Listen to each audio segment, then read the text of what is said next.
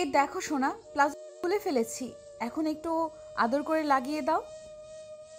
আদর করে লাগিয়ে দাও মানে? আমি কিছু লাগাতে পারবো না। আপনি আমাকে যেমন ভাবছেন আমি তেমন না, ওকে? উফ, তুমি যেমনটাই হও না কেন, তাতে আমার কোনো সমস্যা নেই। একটু পরে লাগতে বলছি। উফ, এসো না একটু। ম্যাম, আপনি প্লিজ আপনার ঘরে চলে যান। আমার মাথাটা কেমন যেন ঘুরছে। একটু বোঝার চেষ্টা করুন ম্যাম। আমি এত কিছু কেন বুঝতে যাব? তোমাকে আমি যেটা বলছি তুমি সেটা করবে, নাকি তুমি যেটা বলবে আমি সেটা করব? ম্যাম, গতকালও আপনি আমাকে দিয়ে অনেক কিছু করিয়েছেন। বিশ্বাস করুন আমি এসব কিছুই করতে চাইনি। তবু আপনি আমাকে... শাট আপ। এখন যদি আমার কথা মতো কাজ না করো, তবে কি কি হবে সেটা তুমি কল্পনাও করতে পারছো না। অধরার ছাড়ি খেয়ে অয়ন চুপসে গেল।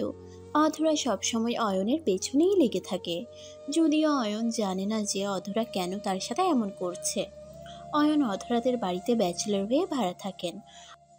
অধরা বাড়িওয়ালা আঙ্কেলের মেয়ে। অধরা দেখতে মাশাল্লাহ অসাধারণ সুন্দরী। এত সুন্দরী বিধায় অধরা চাইলে অন্য কারোর সাথেই রিলেশন করতে পারত। তবে অধরা তা না করে সারাটা দিন অয়নের পেছনে লেগে থাকে। অধরা অয়নের মুখের দিকে তাকিয়ে আছে। অয়নকে নীরব দেখে অধরা খানিক রেগে গিয়ে অয়নকে উদ্দেশ্য করে ঝাড়ি দিয়ে বলল, কি হলো, তুমি এখানে বসে আছো কেন? আমি কি বললাম, আমার কথা কি কানে যায় না তোমার? দেখুন মিস, আমি না সত্যি... থাক, হয়েছে। আমার কথা শুনবে না তো? ওকে ফাইন, আমিও দেখি তুমি এই বাড়িতে কি করে থাকো, সোনা আমার। মিস, আপনি আমাকে এমন করে ব্ল্যাকমেল করছেন? আমি আজ অসহায় দেখে আপনি... সরি সরি, আমি আর কিছুই করব না। তুমি একটু অপেক্ষা করো, তারপর দেখতে পাবে সব। অধরা অয়নের সামনে থেকে উঠে নিজের প্লাস কোনো মতে ধরে অয়নের ঘর থেকে বেরিয়ে যেতে লাগলো। অয়ন ছলছল চোখে অধরার চলে যাওয়ার দিকে তাকিয়ে আছে। অধরা এমন করে অয়নকে জ্বালাতন করে যে অয়ন নিজেও সবসময় একটা ভয়ের মাঝে থাকে যে কখন না অধরা এসে তাকে কি না কি বলে। অয়ন অধরাকে চলে যেতে দেখে আর কোনো উপায় না পেয়ে অধরাকে ডেকে থামিয়ে দিয়ে বলল, মিস দাঁড়ান, আমি আপনার কাজ করে দিব প্লিজ। আপনি রেগে গিয়ে আমাকে বাড়ি ছাড়া করবেন না।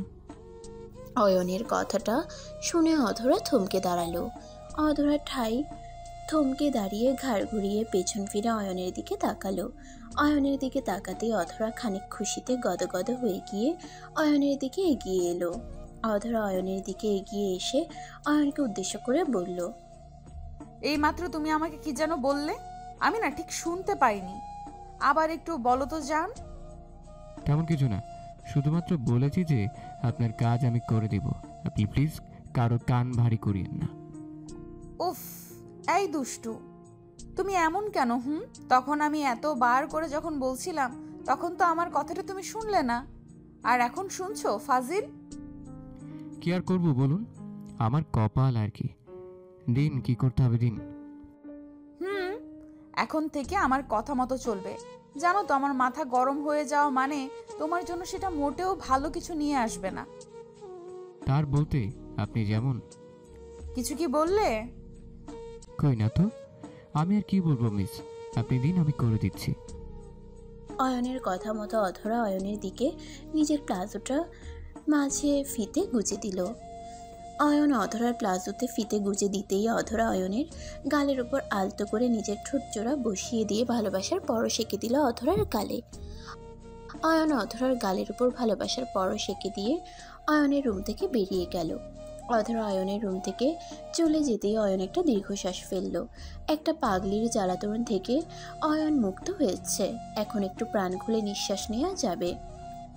অয়ন একটু শান্তি নিতেই অতঃপর অয়নের মনে পড়ে গেল আজ তো টিউশনিতে যেতে হবে, এমনিতেই লেট হয়ে গেছে অয়নের। অয়ন দ্রুত নিজের কাঁধে ব্যাগ নিয়ে সোজা নিজের ঘর থেকে বেরিয়ে গেল। অয়ন টিউশনি করিয়ে যে সামান্য টাকা পায় সেই টাকা দিয়ে অয়ন কোনো মতে নিজের খরচ পরিচালনা করে। অয়নের বাবা মা নেই। অয়ন এতিমখানায় থেকে বড় হয়েছে। বাবা মায়ের ভালোবাসা কেমন হয় সেটা অয়ন জানে না। অয়ন অনেক দেখেছে ছেলে মেয়েরা নিজের বাবা মায়ের আদর খাচ্ছে, ভালোবাসা পাচ্ছে। অয়ন এসব দৃশ্য দূর থেকে দেখেই গেছে সব সময়, তবে কখনো নিজের এসব পাওয়া হয়ে ওঠেনি। অয়ন টিউশনি করিয়ে রাতের দিকে বাড়িতে ফিরল। অয়ন টিউশনি করিয়ে ক্লান্ত হয়ে বাড়িতে ফিরতেই অয়ন দেখতে পেল তার রুমের মধ্যে কেউ একজন বসে আছেন। অয়ন ভালো করে নিজের রুমের দিকে তাকাতেই দেখতে পেল অধরা বসে আছে অয়নের রুমে। অধরাকে অয়ন নিজের রুমে দেখে খানিক চমকে গেল। অধরা এই সময় অয়নের রুমে কি করছে সেটাই অয়ন বুঝে উঠতে পারছে না। অয়নের এমনিতেই ভয় করছে খুব, আজ আবার কি বায়না ধরে বসে আছে অধরা, সেটা নিয়েই চিন্তা হচ্ছে অয়নের। অয়ন নিজের রুমের সামনে খানিক সময় দাঁড়িয়ে থাকার পর সিদ্ধান্ত নিল যা হবার হবে, ভিতরে গিয়ে আগে দেখা উচিত। অয়ন নিজের ভাবনা মতো নিজের রুমের দিকে এগিয়ে গেল। অয়ন নিজের রুমের দিকে এগিয়ে যেতে অধরা অয়নকে দেখতে পেল। অধরা অয়নকে দেখতে পেয়ে বসা থেকে উঠে দাঁড়িয়ে অয়নকে উদ্দেশ্য করে বলল, তুমি এখন এসেছো? আজ এত লেট হলো কেন? ওই সামনেই তো পরীক্ষা, তাই আর কি একটু বেশি সময় দিতে হয়েছে, এই কারণে একটু বেশি লেট হয়ে গেছে। পরীক্ষা তো কি হয়েছে? ওদের পরীক্ষা ওরা জাগবে, বেশি করে পড়বে, তোমাকে কেন এত সময় দিতে হবে? শোনো আমার কথা, তুমি বারবার অন্য কারোর কথা ভেবে নিজের সময় নষ্ট করে ফেলো। আরে আপনি আমাকে নিয়ে এত সিরিয়াস হয়ে যান কেন? আমি না সত্যিই বুঝতে পারি না আপনার এমন সব কথার মানে কি।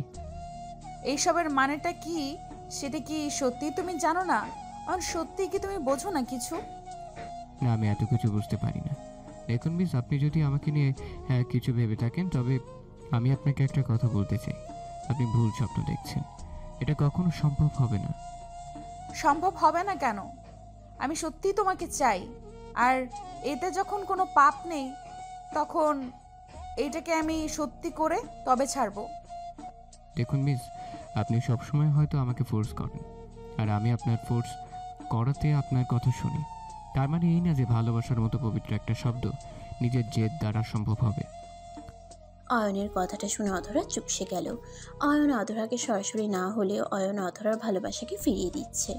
অয়ন এমন করে কথা বলছে যেন অধরা সব কিছু ঠিক বুঝতে পেরে অয়নের জীবন থেকে নিজেকে দূরে রাখে। অধরা তো সেটা হতে দিবে না।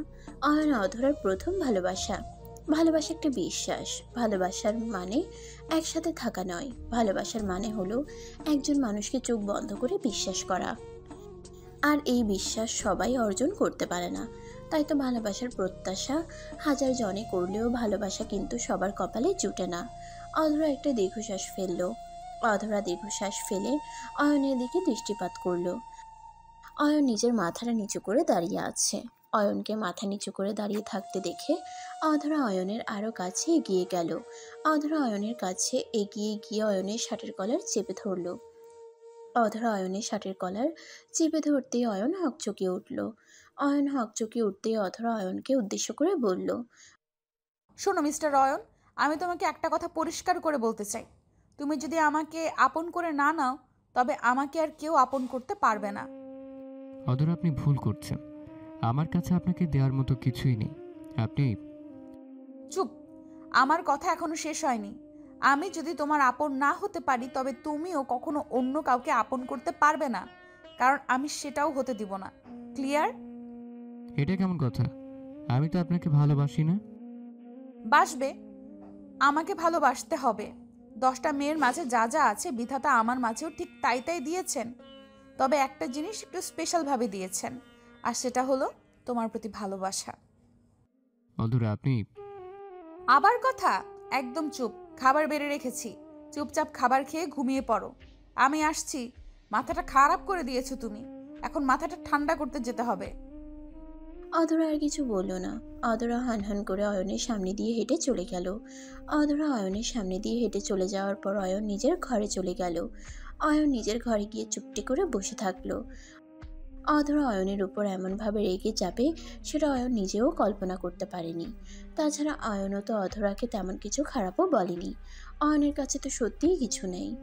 অয়ন অধরাকে দিতে পারবে এমন কিছু অয়নের নেই। অয়নের না আছে একটা জব, আর না আছে টাকা পয়সা। একটা অনাথ ছেলে যার বাবা মায়ের কোনো পরিচয় নেই। এমন একটা ছেলের হাতে কেনই বা অধরার বাবা মা তাদের মেয়েকে তুলে দিবে? অয়ন অধরাকে এই কথাটাই বোঝাতে চেষ্টা করছে, তবে অধরা যেন এসব কোনো কথাই মানতে পারবে না। অধরার একটাই কথা, আর সেটা হলো অয়নকে তার চাই। অয়ন আর কি করবে? অধরার যা রাগ তাতে করে অয়ন পারবে না অধরার থেকে দূরে থাকতে। তাছাড়া অধরাকে অয়ন নিজেও খুব পছন্দ করে।